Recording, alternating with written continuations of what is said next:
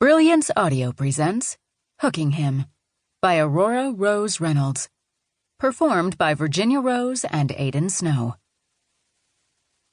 "Are you happy?" my friend Lucy asks, and I instinctively tighten my fingers around my cell phone as I put my bare feet up on the wooden rail in front of me.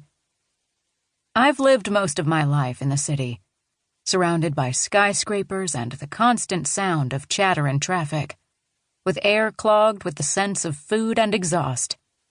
Now, sitting on the back deck of my studio apartment in a small coastal town in South Carolina, with the ocean mere feet away, the sun warming my skin, and a slight breeze playing in my hair, I wonder how I survived in Chicago for so long.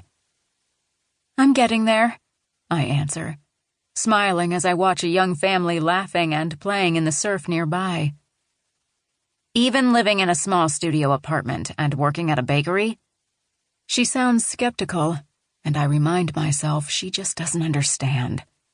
Like everyone else back in Chicago, she doesn't get why I'd choose to go from making over $60,000 a year, living in a beautiful penthouse apartment, planning a wedding to a good man, who also happens to be gorgeous, to moving to a town where I know almost no one, where I'm renting an apartment the size of my old bathroom and working a job that pays in a month what I used to make in a week.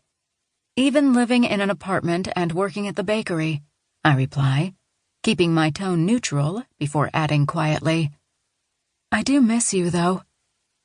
It's not a lie. Lucy has been in my life since I can remember. Our parents were friends, so we practically grew up together. "I still don't get it," she says with a sigh, and my heart sinks. I keep hoping she will, but as the months pass, it's becoming more and more clear that she won't. None of my friends or family do. They don't understand that I didn't just wake up one day and decide to give everything up. Every day for years, I woke up and looked at myself in the mirror, disliking the materialistic, shallow woman I was becoming. Until one day, I decided to do something about it. "I should let you go. I'm sure you have stuff to do, and I promised Edie that I'd go with her to bingo." "Bingo? You're playing bingo?" she laughs. I can't help the smile that tips up my lips. "Yeah, it's actually kind of fun." "If you say so," she says, sounding distracted. And then a moment later, a distinctive male voice in the background asks her something. And I know it's Lance, my ex-fiancé, who's a partner at her firm. "Sorry, I gotta go, Anna." "No problem," I tell her, feeling nauseous. "Bye." I hang up before she has a chance to reply, and then sit forward, dropping my head into my hands, as I think back to the look on Lance's face when I gave him back his ring and told him that we were over. He didn't say a word and walked away, looking devastated.